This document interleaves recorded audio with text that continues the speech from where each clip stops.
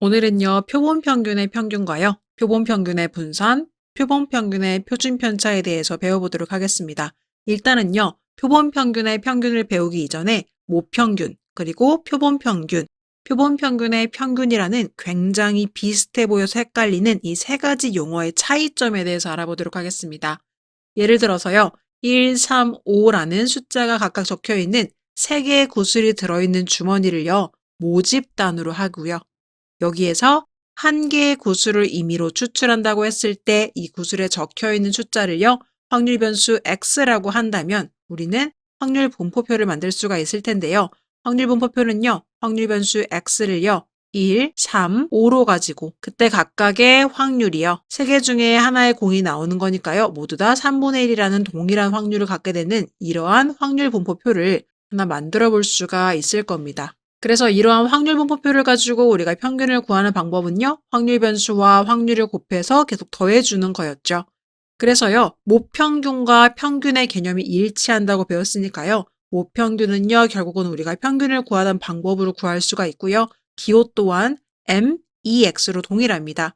그래서 1 곱하기 3분의 1, 3 곱하기 3분의 1, 5 곱하기 3분의 1을 해보면요, 3분의 9가 나오면서 모평균이 3이라는 것을 알 수가 있습니다. 그래서 여러분들 모평균이라는 것은요, 여러분들이 알고 있는 평균과 동일하다고 기억해 주시면 돼요. 그럼 이제 표본 평균에 대해서 한번 알아보도록 하겠습니다. 자, 표본 평균이라는 것은 무엇이냐면요. 일단은 표본을 추출해서 그 표본을 가지고 구한 평균을 표본 평균이라고 합니다. 자, 그러면 크기가 2인 표본을 복원 추출할 때라고 나와 있습니다. 여러분 여기서 크기가 2라는 건요. 뭘 뜻한다고 했죠? 두 개를 뽑는다라는 거죠. 두 개를 추출한다. 그런데요. 복원 추출이라는 것은 결국 하나를 뽑고 다시 뽑은 걸 넣어주고 다시 두 번째 걸 뽑는다라는 뜻이 되겠습니다. 그래서 이렇게 크기가 2인 표본을 복원 추출할 때요. 첫 번째 나온 공의 수를요. 라지 x1이라고 하고요. 두 번째 나온 공의 수를요. 라지 x2라고 한다면 이 x1과 x2의 평균값이 바로 표본 평균이 됩니다. 즉, 내가 뽑은 두 개의 표본의 평균을 구해주는 게 표본 평균이 되는 거죠. 자, 그럼 여러분 1, 3, 5가 있기 때문에 여기서 우리가 크기가 2인 표본을 추출한다고 하면 아래와 같이 총 9가지 경우의 수로 표본을 추출할 수가 있을 겁니다. 그래서 첫 번째 뽑은 거는요. 1과 1을 뽑은 거고요. 두 번째는 1과 3을 뽑는 경우, 1과 5를 뽑는 경우, 3, 1, 3, 3, 3, 5, 5, 1, 5, 3, 5, 5 이렇게 총 9가지의 표본이 뽑힐 수가 있겠지요. 그럼 각각의 표본마다요, 평균을 구할 수가 있을 거예요. 그래서 1과 1을 뽑았을 때 이 표본을 가지고 평균을 구한 것을 x1의 바라고 하고요. 그 다음에 1과 3이라는 공을 뽑았을 때 이걸 가지고 평균을 낸 걸 다시 x2 바 이런 식으로 한다면 이 마지막에 5랑 5를 뽑았을 때가 x9의 바가 되겠죠. 그럼 결국 x1의 바라는 것은 이 첫 번째 표본 1과 1을 뽑았을 때의 평균이 되는 거니까요. 1 더하기 1을 2로 나눠줘서 1이라는 값을 가질 수가 있겠습니다. 그리고 두 번째, 1과 3을 뽑았을 때도 마찬가지로요. 이때의 평균을 x2의 바라고 한다면 1 더하기 3을 2로 나눠서 구할 수가 있고요. 그때의 표본 평균은 2가 되겠습니다. 이런 식으로 마지막 5와 5를 뽑았을 때까지 평균을 구해보면요. x9의 반은요. 5 더하기 5를 2로 나눠서 5라는 값을 구할 수가 있겠네요. 따라서 이 9가지 경우의 수에 대한 표본 평균을 표로 나타내면요. 이렇게 오른쪽과 같이 나타낼 수가 있을 겁니다. 이게 무슨 뜻이냐면요. 첫 번째 공을 1을 뽑고 두 번째 공으로 1을 뽑았을 때 그때의 이 표본의 평균은 1이 된다. 1과 3을 뽑으면 평균이 2가 된다. 1과 5를 뽑으면 평균이 3이 된다. 이런 식으로 해서 9개의 표본의 결과에 대한 표본 평균을요. 표로 이렇게 만들어 놓은 거예요. 그럼 결국은요. 표본 평균은요. 지금 나올 수 있는 경우의 수가 1, 2, 3, 4, 5가 나올 수가 있는 거죠.